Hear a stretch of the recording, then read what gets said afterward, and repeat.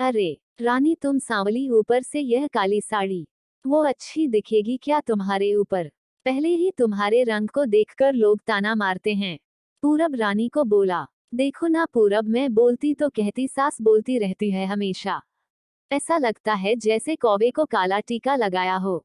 पति और सास का बोलना सुनकर जरा उदास हो गई। वो काली नहीं थी, कृष्णवनीय और रानी नाक नक्शे में अच्छी थी। पर पति और सास कलर को लेकर रानी को हमेशा ताना मारते थे। क्या करेगा वो भी, वो गोरा और रानी कृष्णवनीय।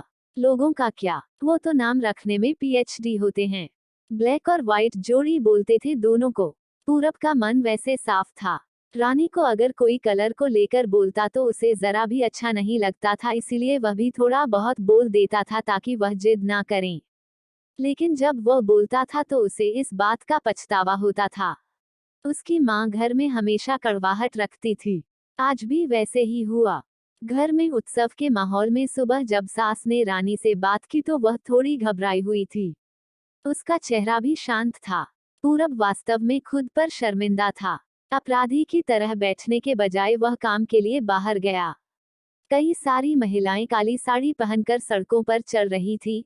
सभी ही गोरी थी ऐसा नहीं था, लेकिन उन पर वह काली साड़ी अच्छी लग रही थी। पूरब काम की जगह पर गया। उसका बचपन का दोस्त विकी और उसका पूरा परिवार साथ में था। जान पहचान हुई तभी पीठ के पीछे से विक्की की पत्नी आई, वह भी काली सांवली ही थी। काली साड़ी पहनी थी उसने। पीछे से एक आवाज आई, प्रतीक्षा दीदी, अच्छी दिख रही हो आप। आपकी साड़ी भी अच्छी है। और आप भी। प्रतीक्षा के चेहरे पर खुशी आई, उससे ज्यादा विक्की खुश हो गया था। पूरब विकी को कुतूहल से देख रहा था। विकी ने वह देखा और जाना। वो पूरब के सवालों को हल करना चाहता था। विकी ने पूरब से सीधे ही पूछ लिया, पूछो तुम्हारे मन में जो भी है, मैं तुम्हें उसका उत्तर देने के लिए तैयार हूँ। पूरब पहले हड़बड़ाया, फिर वह बोलने लगा कि नहीं नहीं, ऐसा कुछ भी नहीं है। विकी ने पूरब से कहा, तुम मुझे नहीं जानते कि मैं लोगों का मन कितने अच्छे से पढ़ सकता हूँ। तुम तो मेरे बचपन के मित्र हो, तुम्हारे मन की बात भला मुझसे कैसे छुपी रह सकती है। विकी आगे बोला, चलो ठीक है, तुम्हारा सवाल भी मैं ही बता देता हूँ। तुम यही सोच रहे हो ना कि मेरी पत्नी जो रंग से काली है और आज उसने काली साड़ी पहन रखी है, फिर भी वह और मैं इतना खुश कैसे। पूरब सब कुछ शांति से सुन रहा था और कुछ भी बोल नहीं पा रहा था। विकी बोला, काला रंग ऐसा रंग है जिसमें दुनिया का कोई भी रंग मिला दे वह कभी नहीं बदलता, यानी कि किसी और रंग की संगत में वह अपना अस्तित्व कभी नहीं छोड़ता। इसी प्रकार प्रतीक्षा भी दिल से एकदम उस कलर के जैसी है। कभी भी रंगीन ना होने वाली लड़की है। वो अपने मर्जी से जिए, यही मुझे लगता है। मैं उसे खुश देखना चाहता हूँ। लोगों का क्या, वह तो बैठे ही है बुरा भला बोलने के लिए। गोरी औरत रही तो छिपकली बोलते हैं, काली होती है तो चूहा या कौवा बोलते हैं। क्या क्या नहीं बोलते लोग। ताना मारने वाले मारते रहे, हमें हमेशा खुश रहना चाहिए। वही मैं अब कर रहा हूँ। वो सुबह मुझे बोली, मैं कैसी दिख रही हूँ? अच्छी लग रही हो तुम। ऐसा बोलने पर उसके चेहरे पर वो कोलगेट स्माइल देखकर मुझे सकारात्मक ऊर्जा मिली। घर से बाहर निकले तो सभी बोलने लगे कि अच्छी लग रही हो भाभी। हम दोनों ने अच्छे मन से यह बात सोची। कोई ना कोई ताना मारने के लिए बोला ही होगा ना। उस वजह से जीने की दिशा क्यों बदले। पूरब को उसके घर का सुबह का माहौल याद आया। वो खुद पर ही चीड़ गया। उसे लगा वो सचमुच में गलत था। मैं ही रानी को दुख देता हूँ, उस वजह से सब उसे बोलते हैं। अब मुझे ही अपनी भूल सुधार कर उससे माफी मांगने होगी। उसने हंसते हुए विक्की को अलविदा कहा।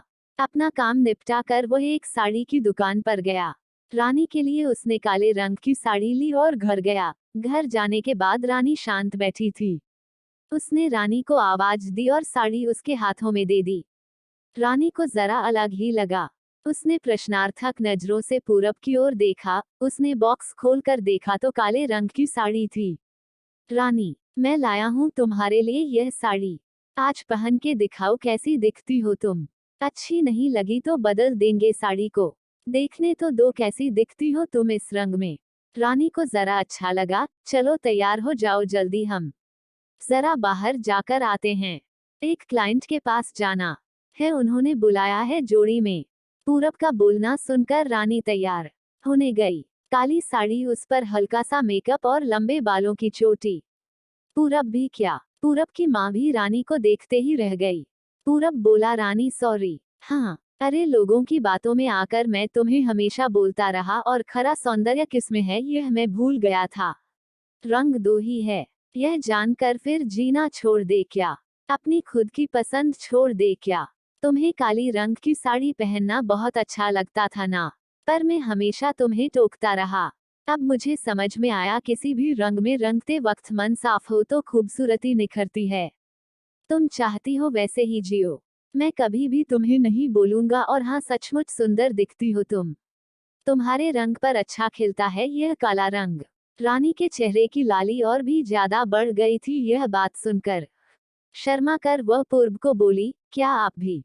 पूरब ने रानी का मुस्कुराता हुआ चेहरा देखा और उसके बदले हुए विचारों से पूरब खुश हुआ। मन ही मन में पूरब ने विक्की को धन्यवाद किया क्योंकि यह परिवर्तन विक्की के शब्दों द्वारा हुआ था। खूबसूरत दिखने के लिए खूबसूरत दिखना जरूरी नहीं है बल्कि खूबसूरत सोच होना जरूरी है। इंसान का अगर मन सुंदर है तो इससे कोई फर्क नहीं पड़ता कि वह किस रंग का हो। आपको हमारी यह स्टोरी कैसी लगी कमेंट करके जरूर बताना। अगर आपने अभी तक हमारे चैनल को सब्सक्राइब नहीं किया तो ऐसी अच्छी अच्छी कहानी सुनने के लिए हमारे चैनल को सब्सक्राइब करना, वीडियो को लाइक करना और मुझे सपोर्ट करना।